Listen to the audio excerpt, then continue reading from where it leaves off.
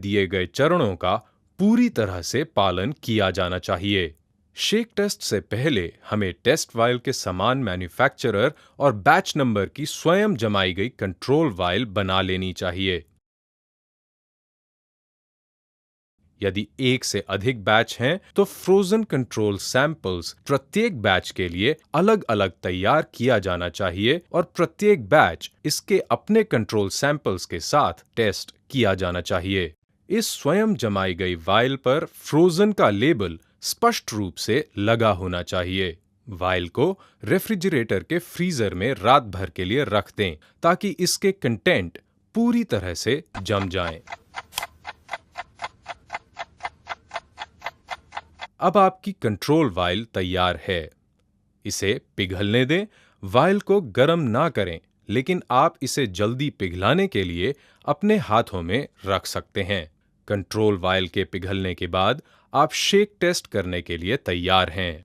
आसान तरीके से समझाने के लिए हम इस वीडियो में 2 टेस्ट वायल्स का इस्तेमाल करेंगे।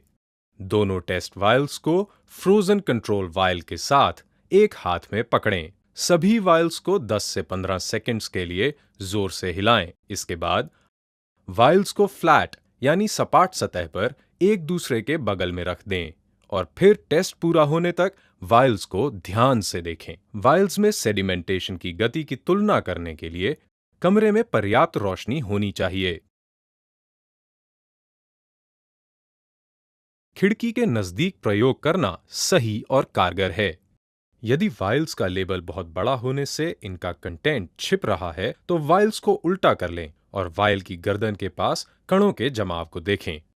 अब हम कम समय में अंतर को देखने के लिए वीडियो को फास्ट फॉरवर्ड करेंगे। इस शेक टेस्ट के 2 परिणाम हो सकते हैं। यदि टेस्ट वायल में सेडिमेंटेशन यानी कणों के तल में बैठने की गति कंट्रोल वायल की तुलना में धीमी है, तो इसका अर्थ है कि टेस्ट वायल फ्रीजिंग से प्रभावित नहीं हुई है और इसका इस्तेमाल किया जा सकता है। यदि टेस्ट और कंट्रोल वायल्स में सेडिमेंटेशन की गति समान है या टेस्ट वायल के कण कंट्रोल वायल के मुकाबले ज्यादा तेजी से नीचे बैठ रहे हैं, तो इसका अर्थ है कि टेस्ट वायल जम जाने के कारण खराब हो गई है। आइए इसे दोबारा देखते हैं। कंट्रोल वायल की बाईं ओर रखी वैक्सीन वायल में सेडिमेंटेशन की गति फ्रोजन कंट्रोल वायल के समान है। ये वायल फ्रीजिंग से प्रभावित है।